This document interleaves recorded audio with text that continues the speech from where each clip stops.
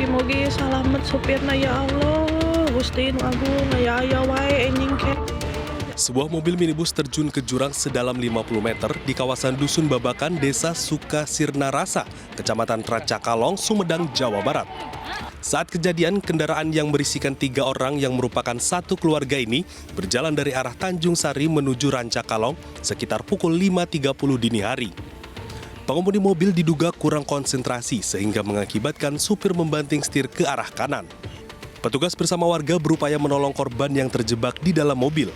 Namun naas, ketiga korban tidak bisa diselamatkan karena sempat tenggelam di dalam kolam sedalam 4 meter. Dia setengah nampak pas bangun tidur kedengaran suara busut kayak nurunin pasir. Pas dilihat dari jendela ternyata ada mobil di bawah. Langsung ke bawah, posisi mobil di bawah udah terbalik. Mau dibuka pintunya susah. Kita bersama warga berupaya mengepak dan mengeluarkan yang ada di dalam kendaraan semaksimal mungkin karena bukan terbentur dengan terkendala sama peralatan yang ada, kita susah mengeluarkan sehingga memakan waktu lama. Ketiga korban kemudian dibawa ke ruang jenazah RSUD Sumedang untuk dilakukan pemeriksaan. Sementara peristiwa kecelakaan itu ditangani oleh unit lantas Polres Sumedang. Dari Sumedang, Jawa Barat, Beben HVA, iNews melaporkan.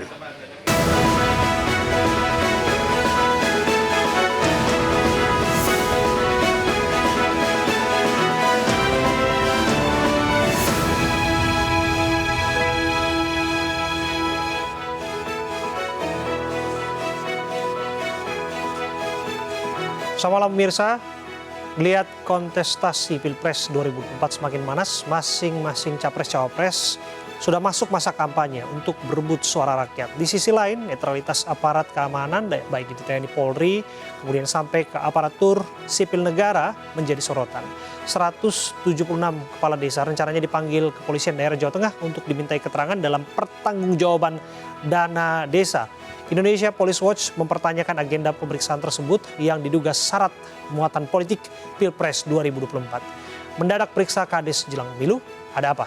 Saya Abraham Silaban, Anda menyaksikan The Prime Show.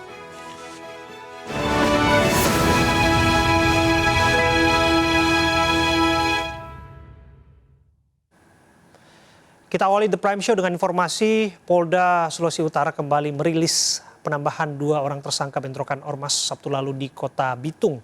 Kedua tersangka saat ini sudah diamankan di Polres Bitung.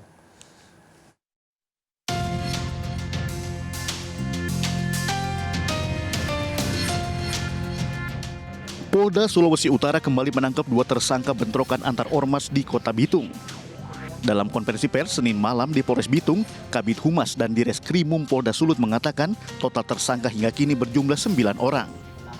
Penambahan 2 tersangka diantaranya berinisial OK dan IG. Kedua tersangka diduga melakukan penganiayaan di TKP Sari Kelapa, Kelurahan Bitung Timur. Bahwa penambahan 2 tersangka ini kita lakukan penangkapan. Penangkapan pertama di pemohon, untuk tersangka yang kedua ditangkap di Dinas Utara. Berarti totalnya ada 9 tersangka yang sudah dilakukan penangkapan. Sementara itu, Selasa sore digelar deklarasi damai antara 2 kelompok ormas adat dan keagamaan di Bitung. Kedua ormas membaca deklarasi damai yang berisikan 4 poin di dalamnya. Dilanjutkan membubuhkan tanda tangan deklarasi damai. Sebelumnya bentrok antar 2 ormas terjadi di Kota Bitung pada Sabtu lalu yang mengakibatkan 1 orang tewas dan 2 orang luka-luka.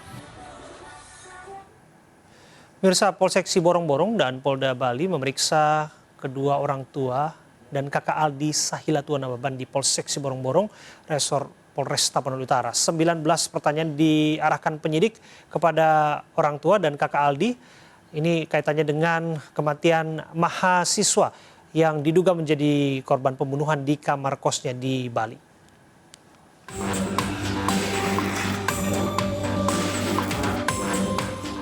Tim penyidik dari Polsek Siborong-Borong, Resort Polres Tapanuli Utara, daerah kepolisian Sumatera Utara, siang tadi melakukan pemeriksaan terhadap kedua orang tua dan kakak Aldi Sahilatua Nababan, mahasiswa korban dugaan pembunuhan di kamar kosnya di Denpasar, Bali. 3 penyidik Polresta Denpasar meminta keterangan mengenai apa saja yang pihak keluarga ketahui atas meninggalnya Aldi Sahilatua Nababan di kamar kosnya pada tanggal 18 November 2023 lalu. Usai menjalani pemeriksaan, kakak korban Mona Lisa Boru Nababan mengaku dicecar 19 pertanyaan oleh penyidik. Sampai saat ini kami sudah melakukan penyidikan dan juga yang terakhir adalah kami sudah melakukan pemeriksaan terkait dengan otopsi dan lain-lain, dan kami masih menunggu hasil dari otopsi nanti. Meski belum ada titik terang terkait kasus kematian Aldi, namun polisi sudah melakukan pemeriksaan terhadap 14 orang saksi. Dari Kabupaten Tapanuli Utara, Aris Fernando Manalu melaporkan. Mirsa, untuk mengetahui perkembangan terkini kasus kematian Aldi Sahilatua Nababan, kita sudah bergabung bersama dengan kakak korban, yakni Mona Lisa Nababan. Selamat malam, Kak Mona Lisa. Ya, selamat malam. Ya, Kak Mona Lisa, kami dengan Abraham Silaban di studio, kami mendapatkan banyak permintaan untuk kemudian menyoroti kasus ini, dan kami harus sampaikan terlebih dahulu rasa bela sungkawa kami yang sangat dalam, prihatin kami atas kepergian adik Anda ya, Aldi ya? Iya. Ya. Oke. Apa informasi terbaru yang diterima oleh keluarga? Untuk informasi terbaru, itu kami belum menerima informasi karena kami masih menunggu hasil otopsi dari Rumah Sakit Bayangkara Medan. Oke, masih menunggu otopsi, tapi kemarin kami dengar sudah ada pemeriksaan lanjutan yang dilakukan oleh penyidik dari Bali ya? Untuk... Iya, sudah ada beberapa saksi yang diperiksa. Oke. Ibu dan juga kakak juga diperiksa ya? Iya, kita diperiksa di Polsek Siborong-Borong, dimintai keterangan terkait kasus ini. Apa saja yang ditanyakan penyidik? Informasi yang kami terima semenjak kejadian. Kami dengar Kak Mona Lisa ini salah satu yang vokal mengenai adanya kecurigaan adik Anda, Aldi Sahilatua Nababan, diduga dibunuh. Iya, benar. Kecurigaan ini bermula dari apa? Kak Mona Lisa bisa ceritakan kepada kami? Kecurigaan yang timbul pada saya sendiri itu setelah saya melihat foto yang dikirimkan dari pihak kepolisian kepada masyarakat di Siborong-Borong. Dari foto tersebut saya melihat banyak kejanggalan di mana informasi yang saya terima, adik saya itu pada dugaan awalnya adalah bunuh diri. Sementara saya melihat pada foto tersebut, keadaan adik saya tergantung, itu kakinya napak ke lantai, posisi kaki menekuk, masih lengkap dengan pakai topi, memar di wajah dan lengan adik saya, ada darah keluar dari hidung dan mulut, lalu engsel tangannya ini bergeser, terus saya melihat ada banyak darah mengalir dari paha sampai ke lantai. Ya. Termasuk kami juga mendengar, bahkan juga kami juga sempat melihat ya, organ vital korban disebutkan ya terluka. Iya, justru dari organ vital almarhum lah darah ini mengalir ke lantai. Oke. Kak Mona Lisa, kontak terakhir Anda dengan adik Anda kapan? Dengan almarhum? Hari Rabu. Hari Rabu artinya 3 hari sebelum almarhum ditemukan? Iya, saya mengirimkan bukti transfer. Saya mengirimkan bukti transfer uang ke adik saya dan itu dibaca jam 1.55 dini hari. Oke, dan waktu itu tidak ada gerak-gerik yang mencurigakan? Tidak ada.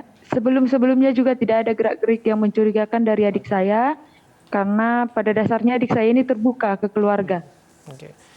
Lebih jauh lagi ketika ditemukan, dan kami juga mendengar bahwa ada permintaan dari pihak keluarga untuk otopsi. Tapi untuk otopsi ini sempat terkendala dilakukan di Bali, betul ya? Iya. Ya. Kendala apa yang dimaksud? Kendala-kendala di mana pada saat itu kami mendapat informasi, lalu kami mengajukan untuk dilakukan otopsi karena sudah muncul kecurigaan dari pihak keluarga. Di informasi yang kami dapat dari oknum-oknum di Bali, bahwasanya kami harus membayar sejumlah uang yang harus kami siapkan. Memang kami mengiyakan, tidak apa akan kami transfer. Tapi yang menjadi kendala yang paling penting adalah ketika informasi yang kami terima bahwa itu di hari Sabtu, kami harus mendaftarkan otopsinya di hari kerja, yaitu hari Senin. Dan untuk jadwal otopsinya belum diketahui kapan. Itu yang menyebabkan kami membuat surat pernyataan bahwa tidak diotopsi di Bali dan dikembalikan ke kampung halaman. Oke. Jika ada kejanggalan, pasti ada yang dicurigai. Ada kecurigaan ke pihak tertentu? Untuk kecurigaan, karena di sini kasusnya masih ditangani, kami sudah menyerahkan segala bukti ke penyidik, baik itu ke kuasa hukum kami. Jadi nanti akan diselidiki lebih lanjut. Kak Mona Lisa, bagaimana keadaan psikis dari Ibunda? Karena yang pertama mendapat informasi ini adalah ibu saya sendiri yang mendengar langsung dari kepolisian Bali. Jadi sampai saat ini keadaan ibu saya harus terus saya dampingi karena masih dalam keadaan benar-benar syok.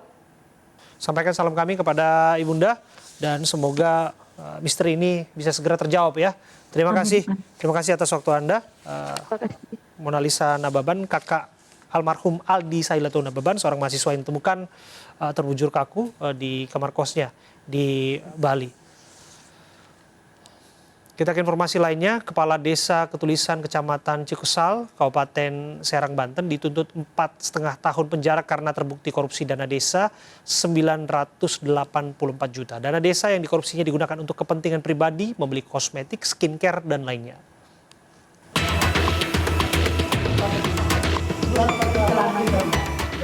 Kepala Desa Ketulisan Kecamatan Cikusal, Kabupaten Serang, Banten, Erpin Kuswati dituntut 4,5 tahun penjara karena terbukti korupsi dana desa sebesar 984 juta. Kades periode 2019 hingga 2024 ini menggunakan dana desa yang dikorupsinya untuk kepentingan pribadi, membeli kosmetik, skincare, dan lainnya. Terdakwa Erpin Kuswati melakukan tindakan pidana korupsi dana desa tahun anggaran 2020-2021. Beberapa kegiatan fisik yang dibiayai dari dana desa seperti pembangunan paving blok tidak sesuai spesifikasi dan tidak dapat dipertanggungjawabkan.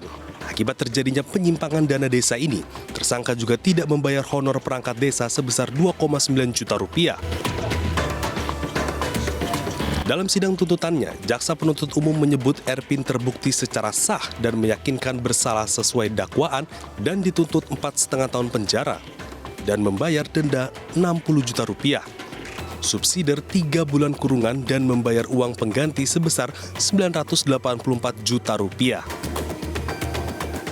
Dijatuhkan pidana terhadap terdakwa Erpin Kuswati binti Abang Bayemani uang pidana penjara selama 4 tahun dan 6 bulan. Menanggapi tuntutan itu, terdakwa dan pengacara akan menyampaikan pembelaan atau pledoi pada sidang selanjutnya yang dijadwalkan 4 Desember 2023. Dari Serang, Banten, Mahesa Apriandi, iNews melaporkan. Pemanggilan terhadap sejumlah kepala desa di 3 wilayah yakni Wonogiri, Karanganyar, dan Klaten diduga terkait dengan muatan politik. Sebab disinyalir beberapa kades tidak mendukung salah satu pasangan calon peserta Pilpres 2024. Benarkah demikian? Kita bahas selengkapnya usai jeda.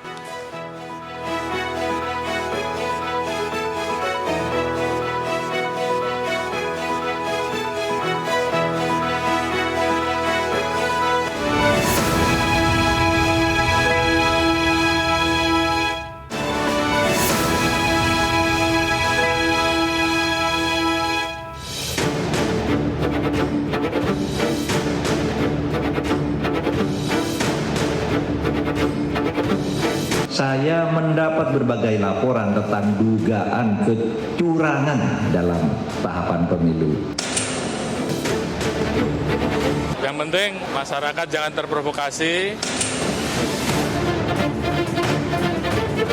Akan ada hukuman tindakan pidana ataupun teguran dari pimpinannya.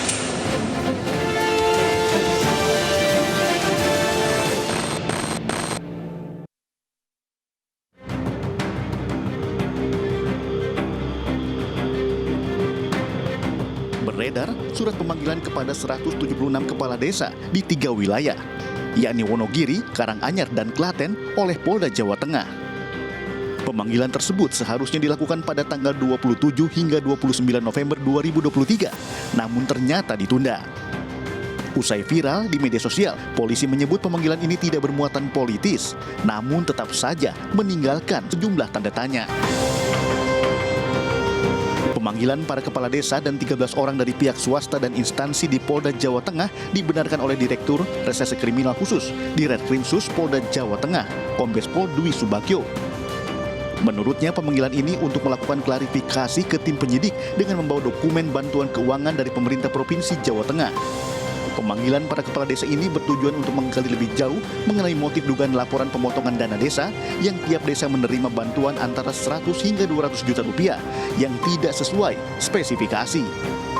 Sedangkan para kepala desa belum dilakukan pemeriksaan termasuk besaran nilai kerugian. Pihak-pihak yang kami data ini sudah di 2 wilayah yang kami lakukan kualifikasi, ya, wilayah di Karanganyar. Kemudian kalau kita melihat dari adil tersebut berarti ada beberapa modus. Ini yang sedang kami berupaya untuk ungkap apakah benar atau tidak, ya. Yaitu adanya dugaan pemotongan dana proyek yang diterima oleh para kepala desa. Yang kedua, kualitas pekerjaan tidak sesuai dengan spesifikasi. Ya. Status kasus ini dalam tahap penyelidikan. Pemanggilan para kepala desa dinilai meresahkan karena dikaitkan dengan sikap para kades yang tidak mendukung pasangan Prabowo Subianto Gibran Rakabuming Raka pada Pilpres 2024 mendatang dan memilih bersikap netral. Indonesia Police Watch mempertanyakan pemanggilan ratusan kepala desa di Karanganyar, Jawa Tengah oleh kepolisian. IPW menilai pemanggilan kades oleh polisi di masa pemilu dikhawatirkan bermuatan politis.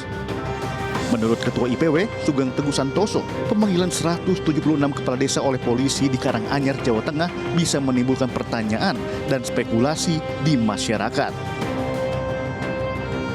Tindakan pemanggilan ini sangat riskan, dinilai politis oleh pihak-pihak tertentu karena Kabupaten Karanganyar, Boyolali, dan Klaten adalah wilayah-wilayah kantong PDIP. Panggilan saat ini bisa dinilai sebagai satu tindakan yang sifatnya politis, bukan penegakan hukum semata terkait dengan pengusutan kasus dugaan korupsi dana desa. IPW menyarankan agar Polda Jateng menunda proses pemeriksaan ini sampai dengan selesainya pemilu 2024. Hingga saat ini, tim penyidik masih menunggu kedatangan sejumlah kades di wilayah Kabupaten Wonogiri, Karanganyar, dan Klaten untuk dilakukan klarifikasi. Dari Semarang, Jawa Tengah, Kristadi, tim iNews melaporkan.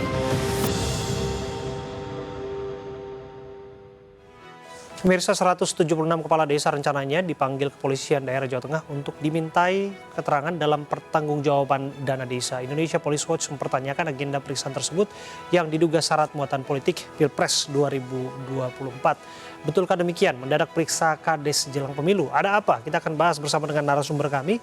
Sudah hadir di studio bersama kami Sekretaris Dewan Nasional Setara Institut, Romo Beni Sutedjo. Selamat malam, Romo. Selamat malam.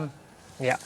Kami juga bergabung melalui sambungan Zoom dengan Ketua IPW Indonesia Police Watch, Bung Sugeng Teguh Santoso. Selamat malam, Mas Sugeng. Saya ke Romo Beni terlebih dulu ya, sambil menunggu sambungan bersama dengan Bung Sugeng. Apa tanggapan Romo Beni mengenai rencana pemeriksaan kepala desa yang dikaitkan ini dengan kepentingan politik 2024? Ya, kalau kita melihat kan kenapa baru sekarang ya? Kok nggak dulu gitu loh. Jadi ada publik melihat ada kecurigaan bahwa jangan sampai pemeriksaan ini ada agenda tersembunyi. Dan itu yang oleh publik dicium. Sehingga apa yang dikatakan Mas Sugeng itu sangat tepat. Lebih baik ditunda dulu sampai selesai pemilu, supaya tidak ada konflik kepentingan dan interest. Oke, Anda menduga ada agenda tersembunyi juga? Ya kalau kita melihatnya kan mengapa harus sekarang? Ini kan secara rasional ya, apalagi kita melihat Jawa Tengah itu kandang salah satu partai yang cukup kuat kan, yaitu PDIP kan. Nah di situ jangan sampai kesan publik itu melihat seolah-olah ada politik penundukan. Politik penundukan itu adalah politik di mana para kepala desa itu merasa dia takut. Lah ini kan nggak sehat gitu loh. Padahal kita berharap pemilu ini penuh kegembiraan, pemilu ini penuh transparan, pemilu ini penuh kejujuran, sehingga menurut saya jangan sampai proses-proses itu dicederai. Bukankah kemudian halnya penegakan hukum itu tidak pandang waktu? Bahwa yang kaitannya dengan dugaan penyalahgunaan jabatan, apalagi keuangan negara, ini kaitannya dengan pertanggungjawaban dana desa, ini seharusnya bisa diperiksa kapan saja. Lah ya, pertanyaannya kenapa dulu kok tidak ada pemeriksaan? Kan logika akal sehatnya begitu kan. Lah kok tiba-tiba barangkali temuannya baru dirasa sekarang. Nah kalau toh temuannya itu kan ada asas praduga tak bersalah kan. Harus ada pembuktian, harus ada semacam apakah ada investigasinya. Jadi kan harus dilihat dulu konteksnya lebih luas gitu. Nah, tapi kita melihat jangan sampai ini aroma politik itu cukup kuat. Jangan sampai. Nah, itu publik kan berharap bahwa kejadian-kejadian ini bukan bagian dari agenda tersembunyi. Dan kalau itu dirasakan kesan oleh publik sangat kuat, maka kan publik menjadi kehilangan trust. Jadi penegakan hukum oke. Tapi penegakan hukum itu jangan memandang bulu, jangan diskriminatif. Maka penegakan hukum itu memiliki yang disebut menghargai asas praduga tak bersalah tetapi equal, kesamaan. Jangan yang karena mendukung sesuatu kemudian yang sini diistimewakan, yang ini tidak diistimewakan. Maka jangan pandang bulu. Apa yang harus dilakukan oleh aparat kepolisian untuk memastikan sesungguhnya apa yang dilakukan ini betul-betul penegakan hukum, independen dan lain sebagainya? Karena kan kalau disebutkan oleh Kapolri berkali-kali ini kaitannya dengan netralitas, kalaupun ada patroli, kalaupun ada penegakan hukum, nah itu memang dilakukan sebagai bentuk tupoksinya polisi. Ya netralitas itu kan harus bisa dilihat antara satu kata perbuatan yang sama. Lah publik kan tidak senaif itu ya. Publik itu kan punya juga praduga-praduga karena di lapangan kok berbeda dengan prakteknya. Lah ini yang jangan sampai publik itu kehilangan trust. Maka kalau kita bicara netralitas, berarti betul-betul di bawahnya itu menjalankan perintahnya. Lah yang sekarang terjadi kan inkonsisten. Sesuatu yang inkonsisten itu sulit orang percaya gitu loh. Apalagi lewat era media sosial itu nggak bisa disembunyikan. Jadi jangan sampai kita menutupi persoalan-persoalan yang ada itu dengan berbalik hukum. Karena hukum kerap kali dijadikan mekanisme aturannya begini, legalitas begitu. Tetapi ketika hukum kehilangan dimensi etisnya, dimensi etikanya, etika itu menyangkut baik buruk, pantas dan layak. Dan etika itu menyangkut tentang bagaimana nilai keadilan itu ditegakkan tanpa memiliki kepentingan-kepentingan tertentu. Lah ini yang sebenarnya diharapkan publik. Jadi kalau kita bicara netral, berarti kita bicara tentang apakah netralitas itu betul-betul dijalankan antara kata perbuatan satu, sehingga di lapangan tidak ditemukan pelanggaran-pelanggaran. Jadi kalau katanya netral tapi di belakang itu berbeda, maka antara panggung depan dan panggung belakang harus sama. Nah ini yang menjadi masalah sekarang ini karena inkonsisten yang terjadi. Bung Sugeng sudah bergabung? Halo, terdengar nggak suara saya? Ya kelihatannya audionya masih belum terdengar jelas. Bung Sugeng, saya coba nanti akan perbaiki komunikasi dengan Anda, tapi yang jelas kita masih berbicara mengenai pemeriksaan serempak Kades di Karanganyar yang diduga syarat muatan politik. Kita break sejenak, kami akan kembali saat lagi untuk Anda. Kelihatannya Romo Beni juga harus meninggalkan studio ya. Ada agenda yang harus dikejar ya. Terima kasih. Sama-sama. Atas karena Anda. Terima kasih. Salam, Bung.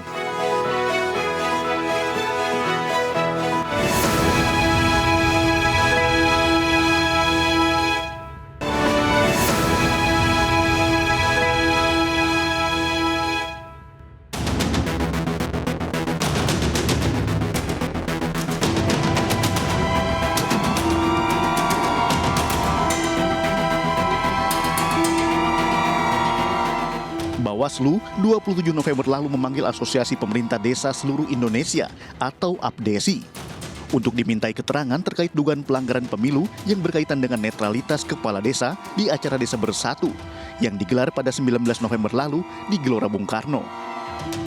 Pelaporan dilakukan sebelumnya oleh Aliansi Masyarakat Pemilu Jurdil (AMPPJ), melaporkan ketua hingga sekretaris panitia acara serta Gibran yang juga hadir dalam acara tersebut.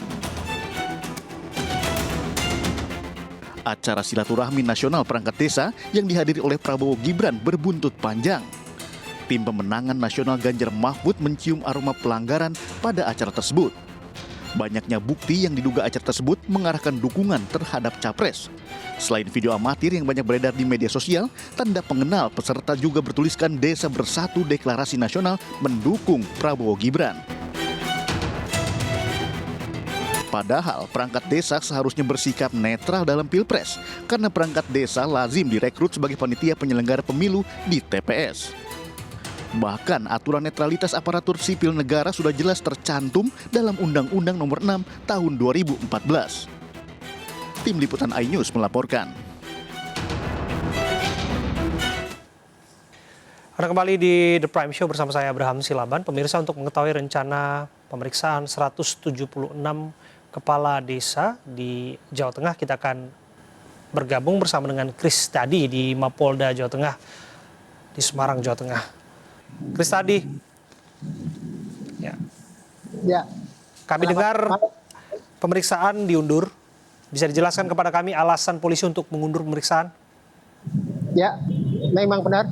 Seperti yang disampaikan oleh Kabid Humas Polda Jawa Tengah, Komisaris Besar Polisi Stefanus Satake Bayu, bahwa pemeriksaan kepala desa sampai saat ini belum dilakukan. Pemeriksaan oleh tim penyidik di Reskrimsus Polda Jawa Tengah ditunda. Sementara mengenai alasannya, untuk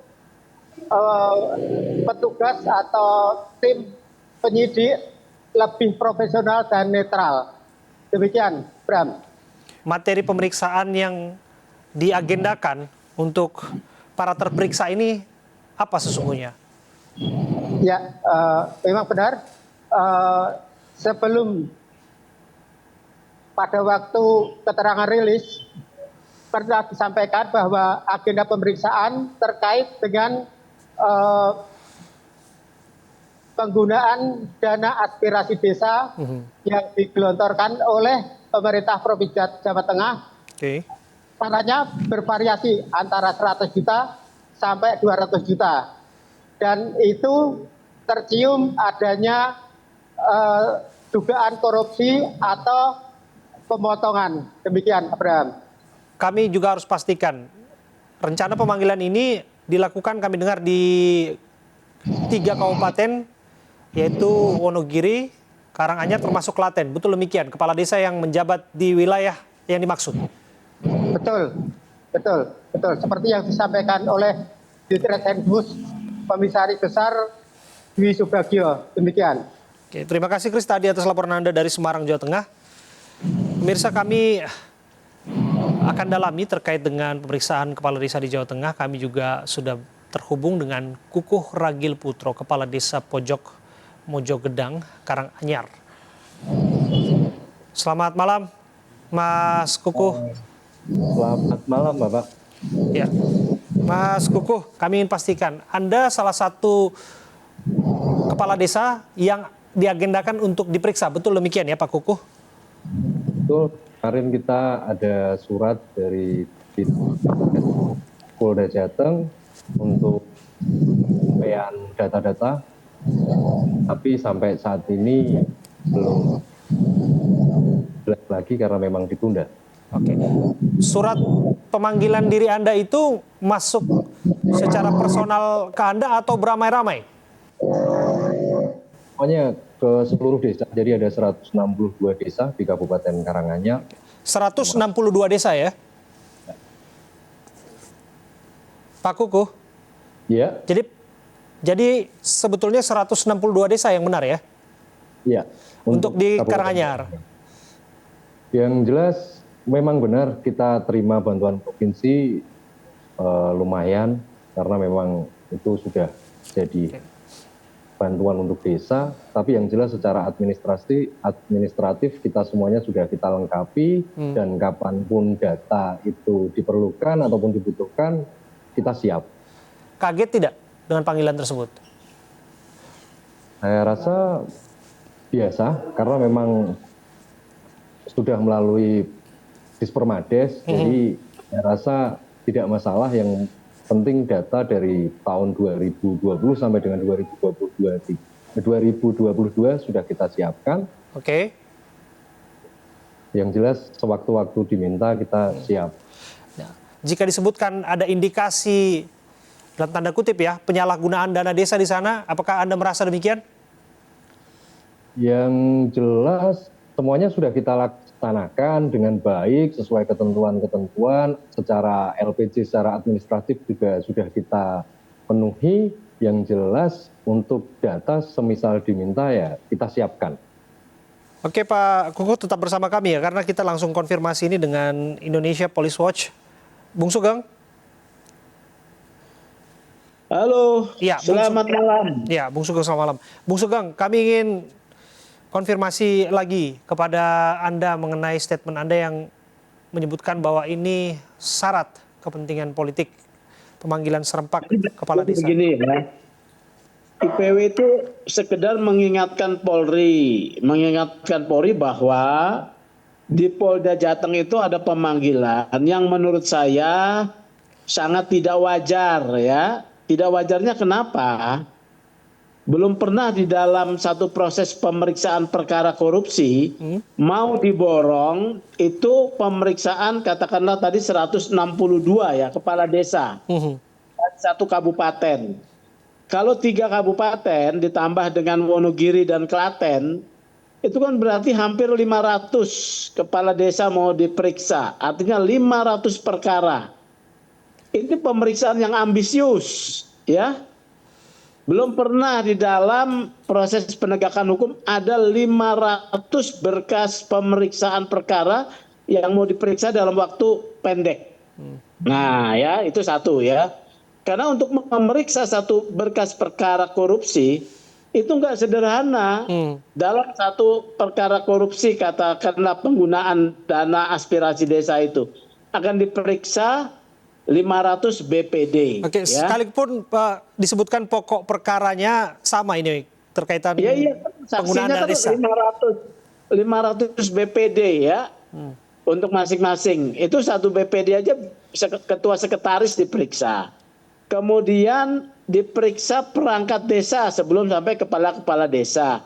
Kemudian kontraktor ya, kalau ada kontraktornya atau dikerjakan swadaya ya.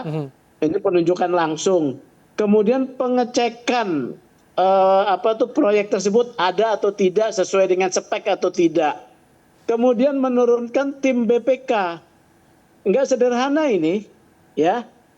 Jadi sesuatu menurut Anda apa di balik ini semua kalau disebutkan ada dalam tanda kutip agenda politik? Yang kedua itu kantong-kantong yang diperiksa itu adalah kantong-kantong pendukung partai yang mendukung salah satu pasangan calon ya.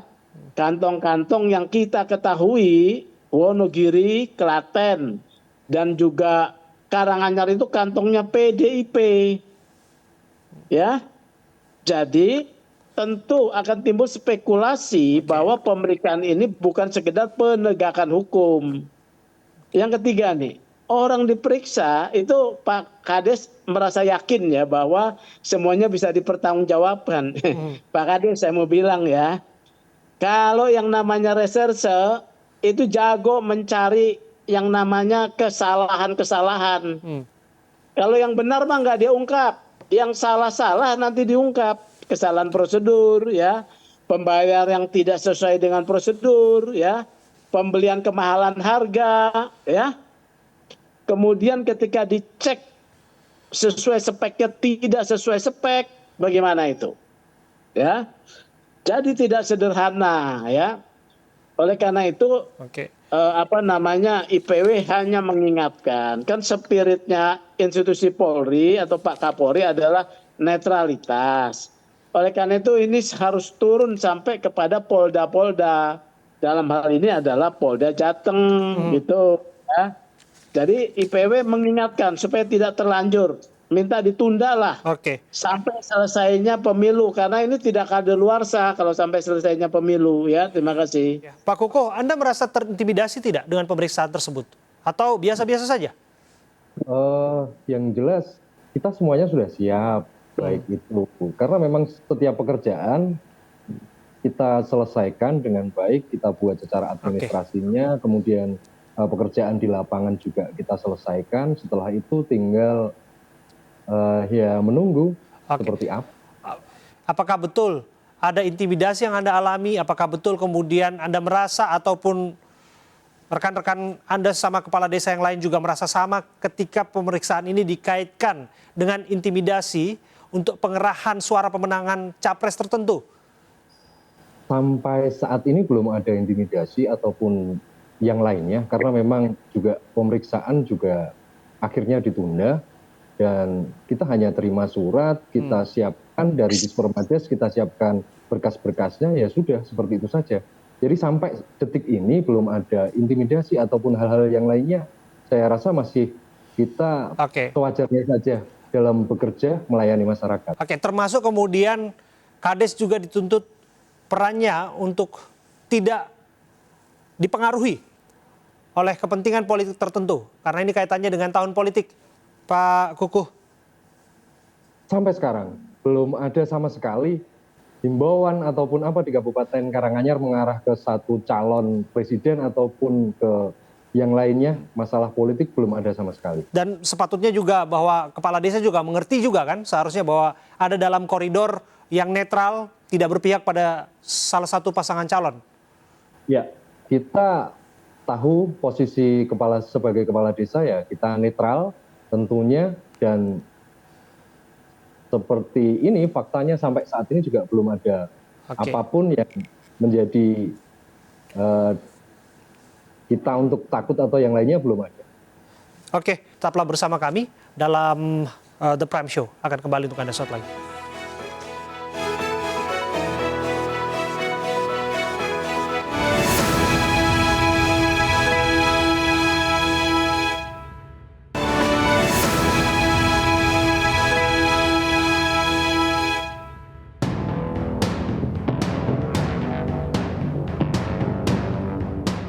Ketua Umum PDI Perjuangan Megawati Soekarnoputri buka suara membela Aiman Wicaksono, juru bicara tim pemenangan nasional Ganjar Mahfud.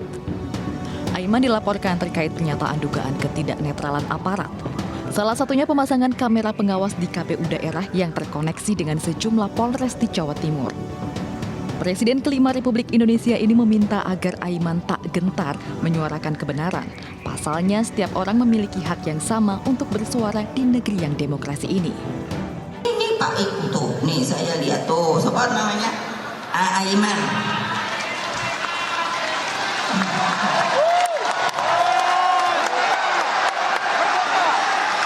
Iya, makanya nggak usah takut. Maksud saya, masa orang nggak boleh ngomong, yang boleh ngomong sebelah sana melulu? Kan yang nggak adil dong ya. Megawati juga meminta kepada seluruh relawan Ganjar Mahfud untuk tidak takut melawan pihak-pihak yang melakukan intimidasi. Namun setiap perlawanan para relawan Ganjar Mahfud harus dilakukan tanpa kekerasan.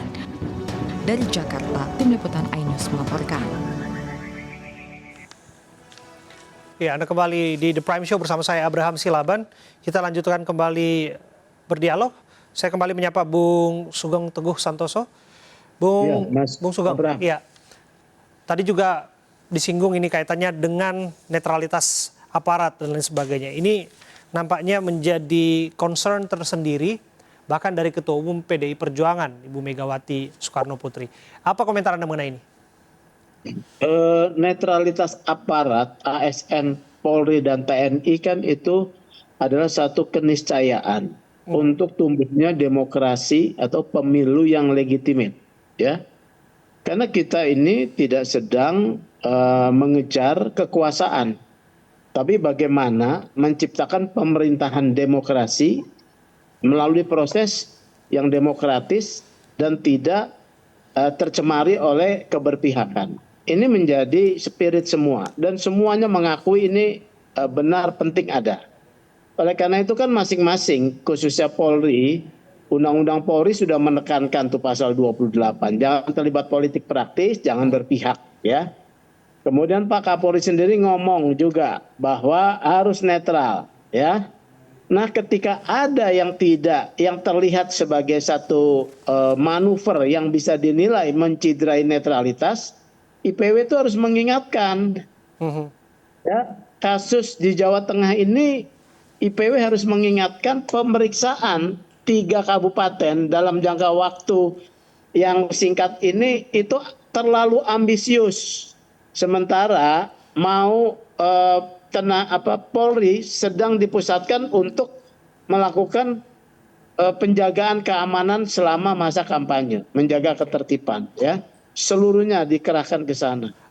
Lah Dirkrimsus Polda Jateng atau Polda Jateng mau memeriksa kurang lebih 500 desa. Satu kasus di Bekasi saja tentang penyalahgunaan anggaran dana pembuatan WC itu 2,5 tahun satu kasus ya. Satu kasus itu 2,5 tahun. Tapi kalau semangatnya kan kita harus patut apresiasi dong, karena pada akhirnya jika kemudian memang ada penyelewengan keuangan negara dalam pembangunan desa, ini juga harus ditindaklanjuti ya. Ini tingkatnya cukup Polres ya, karena cuma 200 juta dan sederhana ya.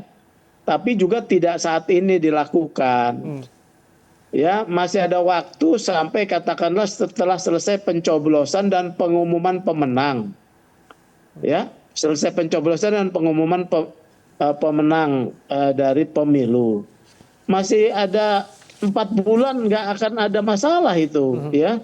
Kalau dipaksakan justru menjadi tanda pertanyaan profesionalisme atau politis.